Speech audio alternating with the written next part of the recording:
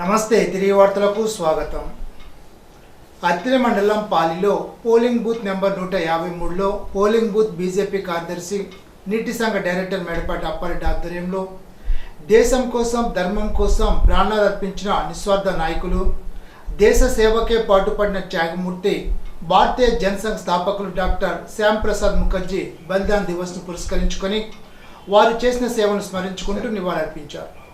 కార్యక్రమంలో జిల్లా BJP senior నాయకులు Kovvuru Venkatareddy, retired head master BJP నాయకులు మేడపాటి వెంకటరెడ్డి, సత్య నాగిరెడ్డి, మేడపాటి వీర్రెడ్డి, గులుగురు సూరెడ్డి, అప్రెడ్డి, వీర్రాఘవులు తదితరులు పాల్గొన్నారు. ఇప్పుడు తూర్పుగోదావరి జిల్లా వార్తలు.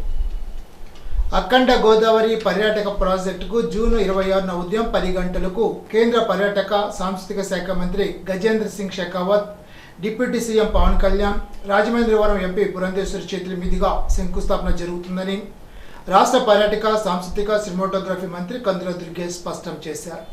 సోమవారం రాజమహేంద్రవరంలోని క్యాంప్ కార్యాలయంలో నిర్వహించిన మీడియా సమావేశంలో మంత్రి కందుల దుర్గేష్ అఖండ గోదావరి పర్యాటక ప్రాజెక్ట్, కేంద్రం ద్వారా రాష్ట్ర పర్యాటకానికి వచ్చిన నిధులు, యోగాంధ్ర 2025 విజయం, తమిళనాడు మురుగన్ సదస్సు, తాజా రాజకీయ అంశాలు, సినిమా పాలసీ తదితర అంశాలపై కూలంకషంగా తమ అభిప్రాయాన్ని వెల్లడించారు. రాష్ట్ర ప్రభుత్వం కోకో రైతుల నుంచి ప్రతి గింజ కొనుగోలు చేసేందుకు మద్దతు ఇవ్వడం జరుగుతోందని, కోకో రైతుల నుంచి కంపెనీలు కిలో 500 రూపాయలు కొనుగోలు చేసేలాగా చర్యలు తీసుకోవడం జరిగిందని జిల్లా కలెక్టర్ పి ప్రశాంతి పేర్కొన్నారు. సోమవారం నల్లజర్ల మండలం చోడవరంలో క్షేత్రస్థాయిలో పరిశీలన చేసి కోకో రైతులతో మాట్లాడారు. ఈ సందర్భంగా స్థానిక రైతు కొత్తపల్లి చంద్రశేఖర్ మాట్లాడుతూ రాష్ట్ర ప్రభుత్వం నిర్దేశించిన కేజీ ఒక్కటికి 500 ప్రకటించడం, ఆ మేరకు ఇరువురు రైతులకు కోకో పరిశ్రమ వారికి ఆమోదయోగ్యంగా ఉన్నట్లు తెలిపారు.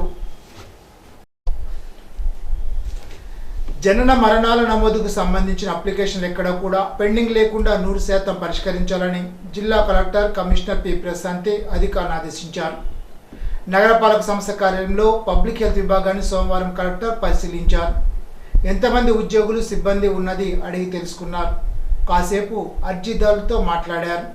అనంతరం రికార్డులను తనిఖీ చేశారు. సర్టిఫికెట్ల జారీకి ఎంత సమయం పడుతుందో వివరాలు సేకరించారు.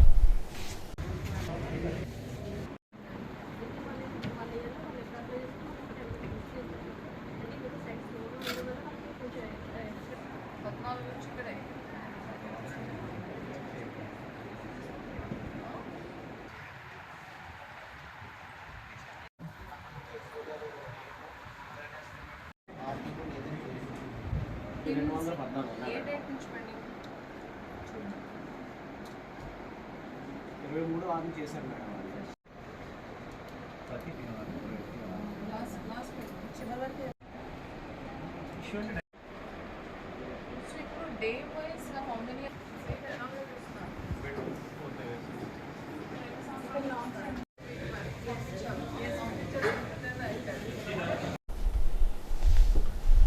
ఆంధ్రప్రదేశ్ రాష్ట్ర నైపుణ్యాభివృద్ధి సంస్థ స్కిల్ బీ సంయుక్తాధ్వర్యంలో నిర్వహించబడుతున్న జర్మన్ భాషా శిక్షణ కార్యక్రమం ప్రారంభ సభ సోమవారం జిఎస్ఎల్ మెడికల్ కాలేజ్లో నిర్వహించారు.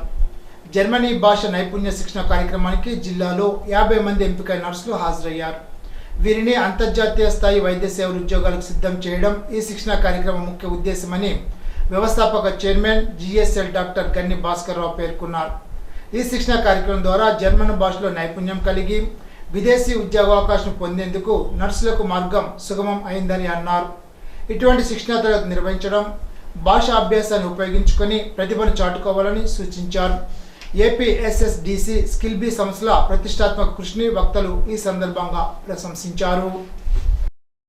Place is accessible, every place is mainly in the some of the part of the world you should know the local language. Like that, Germany, one of the ancient language to learning, getting the things and make your life so fruitful and getting the opportunity and job employment in the other part of the world. One other part of the world can do it and can make the things in India pride. And not only working in Germany or some other place, you can earn a lot of foreign currency to the country to make the country more prosperous. And also is the other your colleagues and other people in the surrounding places and village, in the house and surrounding village also, the person can pride about the things he is doing a job in other part, what things are happening. Best of luck. If the things go to continue the pilot project, go to other places also, make the things. Thank you all. వైద్య ఆరోగ్య శాఖలో తిరుపతిరావు వంటి వారిని చూసి ప్రేరణ పొందాల్సిన అవసరం ఎంతైనా ఉందని రాజమహేంద్రవరం ప్రభుత్వ వైద్య కళాశాల ప్రిన్సిపల్ డాక్టర్ బి సౌభాగ్యలక్ష్మి పేర్కొన్నారు. సోమవారం జీజీహెచ్ కార్యాలయంలో తిరుపతిరావును ఆసుపత్రి వైద్యులు సిబ్బంది ప్రత్యేకంగా అభినందించారు. ఒక యూనిట్ రక్తదానంతో మరో ముగ్గురికి ప్రాణదానం చేయవచ్చునని, రక్తదానంపై ప్రజల్లో చైతన్యం కలిగించే కార్యక్రమాలు నిర్వహించాలని ఆమె కోరారు.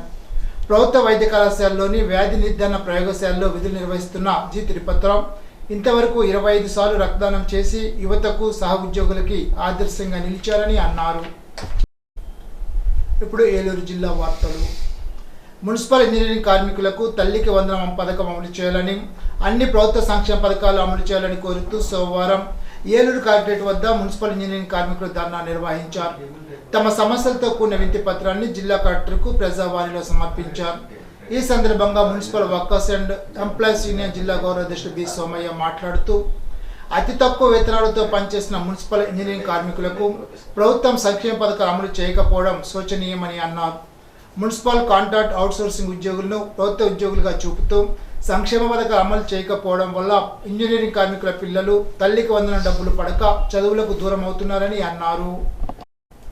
మండవల్లి శివారు తరుగుమూల ఇందిరమ్మ ఇళ్ల కాలనీ స్థలాల్లో కామన్ స్థలంలో పోలీస్ స్టేషన్ నిర్మాణం చేయవద్దని, మా స్థలాలు మెరక చేయించి ప్రభుత్వమే ఇల్లు నిర్మాణం చేయాలని, మాకు అన్యాయం చేయొద్దంటూ సిపిఎం తరుగుమూల ఇళ్ల స్థలాల పోరాట కమిటీ ఆధ్వర్యంలో సోమవారం ఇళ్ల లబ్ధిదారులు మండవల్లి మండల తహసీల్దార్ కార్యాలయం వద్ద రిలే దీక్షలు కార్యక్రమాన్ని నిర్వహించారు.